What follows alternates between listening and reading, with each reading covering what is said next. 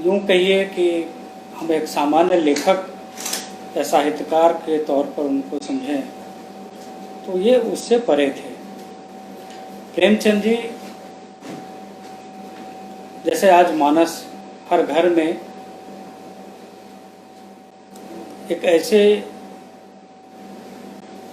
विधा का के रूप में स्थापित हो चुकी है, ठीक उसी तरीके से प्रेमचंद की कहानियाँ भी एक अलग ही दौर की हैं, एक अलग तरीके की हैं, जिसमें उनकी गहरी पकड़ है समाज पर, संबंधों पर, आपसी रिश्तों पर। गांव उनसे आज भी नहीं छूटा। वो जज्बात कुएं से, खलिहान से, किसान से आज भी ख़त्म नहीं हुआ, उनकी कहानियों में आज भी जीवित है। आज एक बड़ा ख़ास मौका है कि आज उनकी जन्मतिथि है और मैं विस्फोटक सामग्री के बैनर से आज मैं अपनी तीसरी कहानी आपके सामने पेश कर रहा हूँ। ये इससे पहले मेरी दो कहानियाँ मैं पढ़ चुका हूँ, मणि और एक और कहानी थी महापात्र। तीसरी कहानी का शीर्षक है नेम प्लेट। ठीक समझा आपने, नाम पट्टिका, जो कि घर के बाहर लगी होती है और वही लगी होती है जो मेरा नाम होता है, मकान का पता होता है और उसमें घर के सदस्यों का भी नाम होता है, मकान नंबर होता है। मतलब यूँ कहिए कि वो एक आपकी आइडेंटिटी हो जाती है, मकान नंबर के साथ, नाम के साथ, कि जो व्यक्ति आए और सरलता से खोज ले कि आपका मकान यही है। तो मैं उसी नेम प्लेट की बात कर रहा हूँ, मैं उसी नाम की पट्टिका की बात कर रहा हूँ। चाहे वो जीवित प्राणी हो या निर्जीव वस्तुएं, और जगह भी नाम की मोहताज होती हैं। ये तो आप एग्री करेंगे। यह बात मेरी बुद्धि में काफ़ी वर्षों बाद आई, या यूं कह सकते हैं कि इससे पहले इसकी महत्ता समझ में नहीं आई थी कि किसी स्थान का नामकरण भी एक राजनीतिक मुद्दा बन सकती है या बनाई जा सकती है। मेरे अल्प ज्ञान के अनुसार मैं सोचता था कि वहीं के लोग उस जगह की कुछ खास पहचान के आधार पर कोई नाम आपसी बातचीत में लेते रहते थे। कालांतर में पुनरावृत्ति होते होते वही नाम प्रचलित हो जाता, वही नाम प्रचलित हो जाता और अंततोगत्वा पोस्टल एड्रेस पर भी वो अधिकार कर लेती। कहीं कोई विशेष प्रयास या प्रोपेगेंडा की आवश्यकता नहीं और कहीं कोई विरोध भी नहीं होता था। एक बार एक मार्केट जो उर्दू बाजार के नाम से जानी जाती थी, अपनी पहचान रखती थी, अचानक ही काफी सारे लोगों के द्वारा हिंदी बाजार कहा जाने लगा। कुछ हिंदी बाजार कहते तो कुछ उर्दू बाजार। एक महीने के भीतर ही दुकानों के साइन बोर्ड पर हिंदी बाजार तो कुछ ने उर्दू बाजार लिखा पाया गया। मेरी समझ में यह बात घुसी ही नहीं कि दोनों ही कैसे हो सकता है, इससे तो भ्रम ही फैलेगा। यह अनुसंधान का विषय तो था नहीं, पर आपसी डिस्कशन में मुद्दा उठ जाने पर पता चला कि उस बाजार के सारे हिंदू व्यापारी उसे हिंदी बाजार कहते हैं और मुसलमान व्यापारी अभी भी उर्दू बाजार कहते हैं।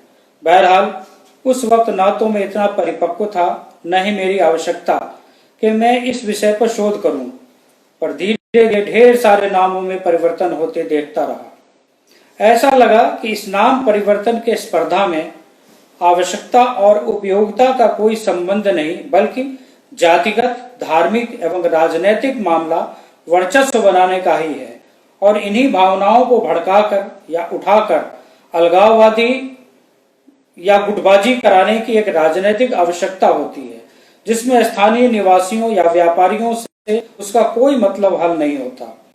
लखनऊ उत्तर प्रदेश की राजधानी में एक बहुत बड़ी कॉलोनी राम सागर मिश्र कॉलोनी बताते हैं कि यह एशिया की सबसे बड़ी कॉलोनी है।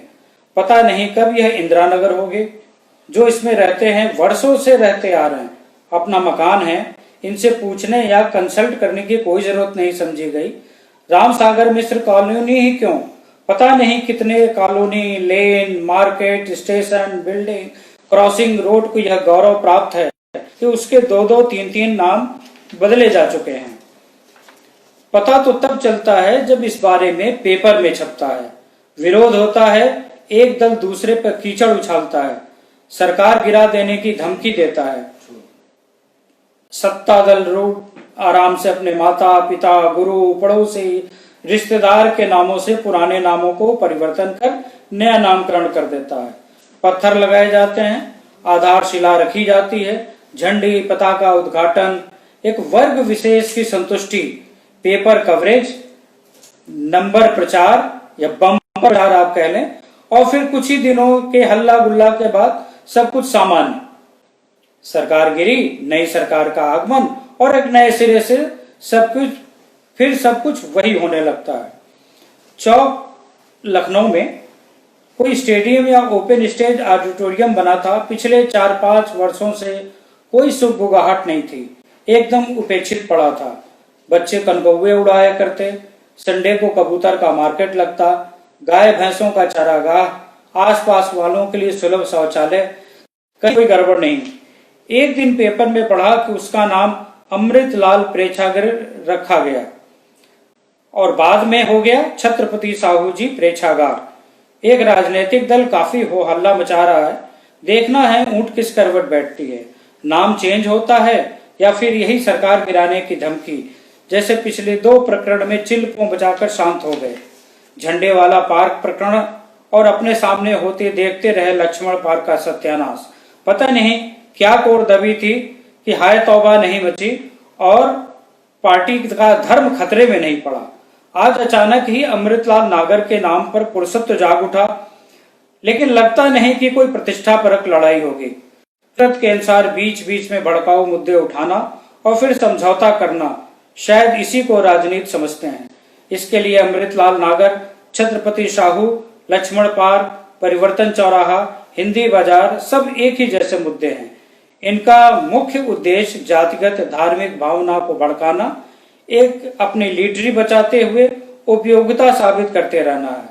और यदि दोनों जीवित होते आज, अमृतलाल जी और छत्रपति साहू जी, तो इन दोनों मुद्दों से दरकिनार गोमती के किनारे कहीं बैठकर शतरंज खेल रहे होते। बहरहाल काफी अरसे से उपेक्षित पड़ा यह विषय आजकल काफी गरमाया हुआ है। वाकई परिवर्तन करते रहिए, काफी मजा आता है। एक बार भी सब कुछ एकदम नया नया लगने लगता है। फिर कुछ दिनों के बाद निरस्ता आते ही कोई न कोई परिवर्तन का झंडा उठा ही लेता है। फिर कुछ हफ्ते महीने छपने छपाने का नाटक, गरम गरम माहौल, भाषण, क्रांति, आंदोलन और फिर नया नामकरण, फिर नए नए के अनुभूति। जो इसमें रमा नहीं उसे मजा कहां से आएगा। यह तो शरीर में नई शक्ति, ऊर्जा को जन्म देती है, समाज को आगे बढ़ने की दिशा और प्रेरणा देती है। शादी के 30-31 साल के बाद मैंने अपनी बीवी से कहा, रोज वही बड़ी बड़ी साड़ियां वाड़ियां पहन के किचन में जाती हो, क्यों नहीं सलवार सूट बनवा लेती हो, तुम्हारे ऊपर अच्छा भी बहुत लगेगा। एकदम से गर्म हो गई, तुम्हारा दिमाग तो नहीं हो गया, घर में बड़े बुजुर्ग हैं, कुछ शर्म हया है कि नहीं। मैंने कहा, दकियानूसी बातों को छोड़ो, काफी आरामदायक होता है और फिर काम काज करने में फुर्ती रहती। मैं नहीं चाहता कि किचन में तुम सिंथेटिक साड़ी पहनकर जाओ और मैं जिंदगी के शेष दिन जेल में कैदे बामशक्कत। अरे यार, ये कोई फैशन थोड़ी ही है, आज की आवश्यकता है। बहरहाल मेरे काफी दलीलों एवं समझाने बुझाने के बाद वो सलवार सूट में आ गई। वाह, मुझे लगा मैं यूनिवर्सिटी में पढ़ रहा हूँ और बरबस मेरे मुंह से सीटी बजने लगी। बोले, ये क्या बदतमीजी है, सीटी क्यों बजा रहे हैं, घर में बड़े बुजुर्ग हैं, बच्चे हैं, कुछ शर्म हया है या सब भूल के पिए। मैं पलंग से नीचे कूदते हुए बोला, बस 1 मिनट में आया। लौटा तो मेरी हुलिया बदल चुकी थी। अब सीटी बजाने की बारी मेरी श्रीमती जी की थी। बोली, हाय क्या जब ढा रहे हैं, चलिए आज आइस पाइस खेलते हैं। मैंने कहा, देखो ये सिर्फ सलवार सूट और बरमूडा का खेल है, अगर बीच बीच में एक नवीनीकरण परिवर्तन हो तो हम समय से पहले ही रिटायर हो जाएं। श्रीमती जी ने जवाब न देकर गुनगुनाने लगी, चलो एक बार फिर से अजनबी बन जाए हम दोनों। मैंने कहा, अजी मजा तो तब आए जब तुम इस लंबे जटाजूट को काट छाट कर बॉब हेयर में आ जाओ। अल्लाह कसम, पड़ोसी अगर बेहोश न हो जाए तो कहना। ये परिवर्तन परिमार्जन का दौर आजकल मेरे घर पर चल रहा है। हमारी उम्र हर 2-4 साल बाद 8-10 साल कम होती जा रही है। मेरी श्रीमती जी बीबी कम आईटी की फर्स्ट ईयर की स्टूडेंट ज्यादा नजर आती हैं और मैं मोहल्ले में बच्चों के क्रिकेट टीम का विकेट कीपर।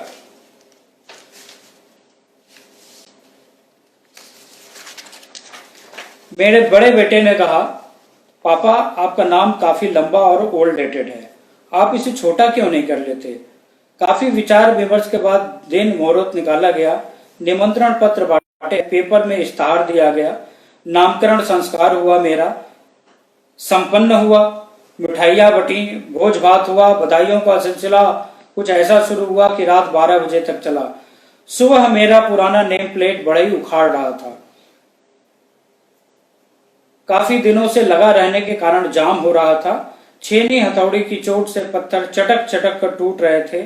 मेरे नाम का एक एक अक्षर छोटे छोटे टुकड़ों में रास्ते पर छिटक रहे थे और देखते ही मेरे घर से मेरा अस्तित्व समाप्त हो गया और बढ़ई एक नया नेम प्लेट फिक्स करके चला गया, जिसमें मैं अपने आप को खोज रहा था और वो दूसरी ओर निगाह की अपरिचित जैसा व्यवहार दर्शा रहा था। मैं समझ नहीं पा रहा हूं कि मैं वो हूं जो पर टंगा हूं या वो जो सड़क की धूल में लिपट अभी भी धूप की रोशनी में चमक रहा है।